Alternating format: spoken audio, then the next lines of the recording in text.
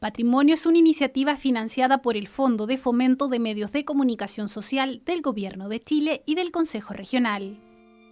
Talcahuano sin duda tiene una ubicación privilegiada. Es una ciudad que está emplazada entre dos bahías y cuenta con dos puertos y la base naval que albergan ASMAR. Un territorio, además, con gran y diversa industrialización que le han dado un importante desarrollo comercial, por ejemplo, en el ámbito pesquero. Una ciudad-puerto que también se construyó con el aporte de migrantes, patrimonio que en muchos casos ha sido olvidado. En el capítulo de hoy, el patrimonio de Talcahuano. ¿Qué tal? ¿Cómo están? Bienvenidos a un nuevo capítulo de Historia Patrimonio Viviente en esta tercera temporada. Dejamos la comuna de Penco para llegar hasta aquí, la comuna de Talcahuano. Nos encontramos en su plaza, una plaza totalmente remodelada en los últimos años, y esto producto del terremoto y tsunami del año 2010. Un talcahuano que tiene una impronta patrimonial muy importante, con influencias extranjeras, especialmente de los ingleses, que llegaron también hasta esta comuna por tratarse de ser un puerto. Patrimonio que lamentablemente con el correr de los años se ha ido destruyendo por el descuido de sus dueños y también por parte de las autoridades. De todo eso y mucho más conversamos con el arquitecto experto en patrimonio Luis Darmendrail y también con el historiador Patricio Muñoz. Que lo disfruten. Talcahuano, si bien es la famosa comuna puerto y toda la tenemos reconocida por la presencia portuaria, por la base naval y por digamos, la presencia de grandes edificios como por ejemplo la Tortuga o también el aspecto industrial que es bien marcado en Talcahuano, es preciso acotar también de que la ciudad en sí es una mezcla arquitectónica muy interesante de diversas épocas. Aún nos encontramos con vestigios de finales del siglo XIX, por ejemplo, a principios del XX. Toda la zona del sector Arenal y los grandes cerros de Talcahuano están plagados de arquitectura muy antigua. Lo que ves el pasaje, por ejemplo, el conjunto del Transmatiu, por ejemplo, es un caso puntual, una de las tantas otras manifestaciones arquitectónicas que se encuentran en la ciudad puerto. Todo el sector de Arenal, yéndose hacia San Vicente, también es bastante importante y es preciso comentarlo también. Nos encontramos con arquitectura ecléctica, con vestigios de la década del 10 y del 20, en calle Colón, construcciones que han sobrevivido los terremotos del 39, 60 y 2010, en algunos casos bien particulares. Otra cosa importante también es la presencia de los grandes conjuntos urbanos que no necesariamente están en el puerto, sino que también están en el camino de Concepción a Talcahuano, como por ejemplo de Navisur, Los Cóndores, y todo el sector de Higueras, que es bastante rico.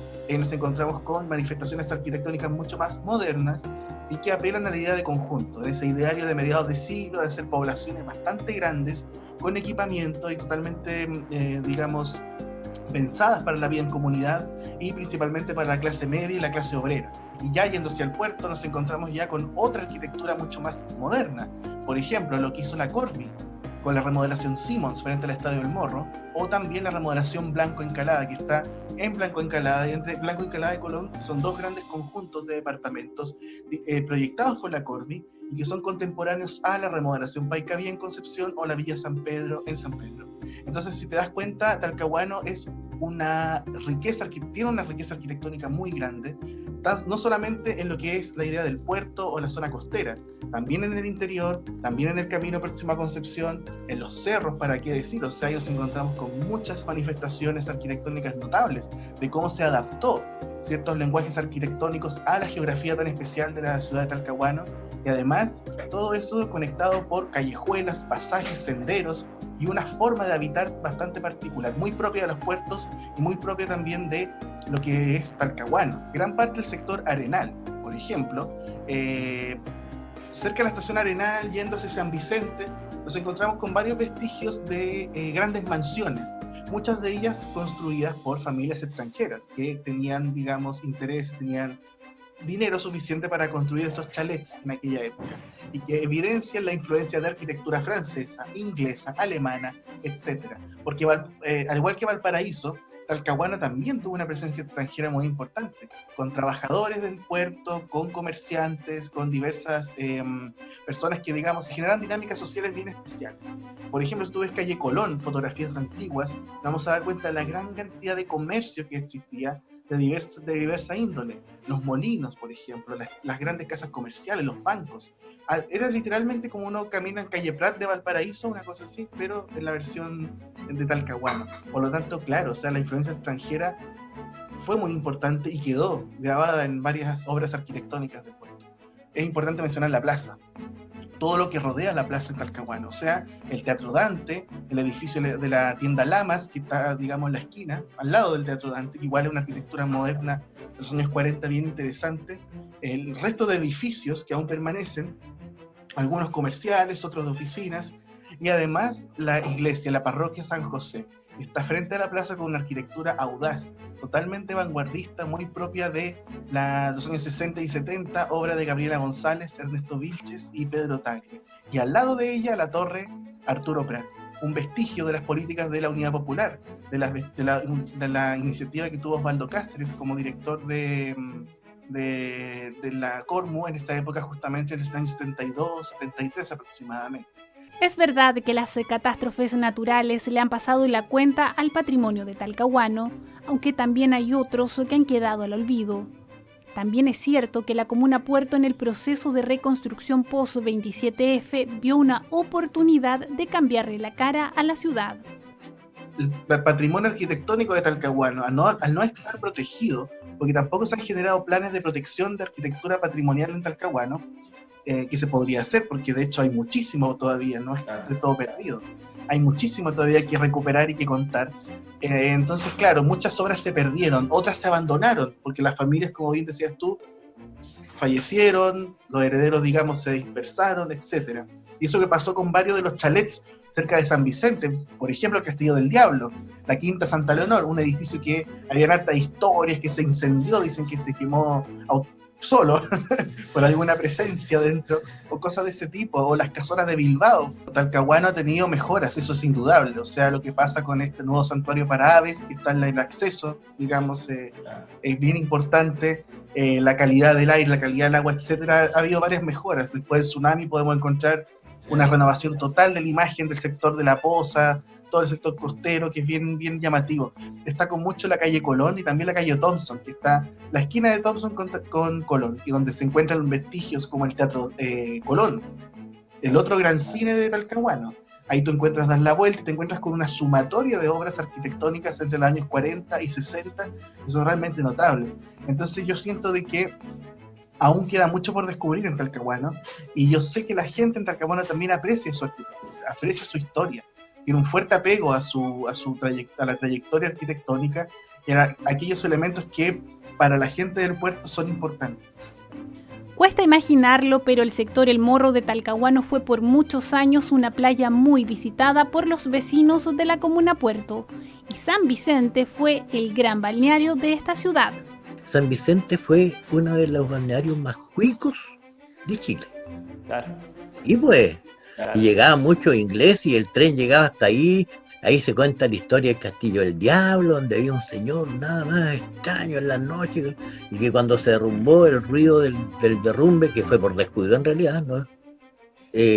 Porque nadie lo protegió, y se derrumbó una noche, se escuchó en todo San Vicente y Talcahuano el derrumbe del Castillo del Diablo.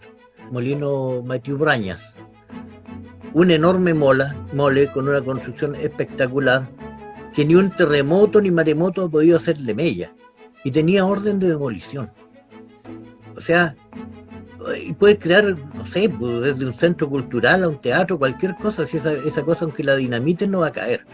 Los cerros de Talcahuano yo diría que son un tesoro gigantesco, o sea, ahí nos encontramos con mucha arquitectura vernácula, arquitectura autoconstrucción, que es bastante interesante cómo se pudo construir en los cerros. O sea, te estoy hablando desde cerca, por ejemplo, en el pie de cerro, cerca de la estación Mercado, por ejemplo, si uno camina atrás de la estación, se encuentra con una serie de construcciones de fachada continua muy antigua, con varios vestigios del ayer, y si elevamos la mirada nos damos cuenta que hay más casas abalconadas, una sobre otra.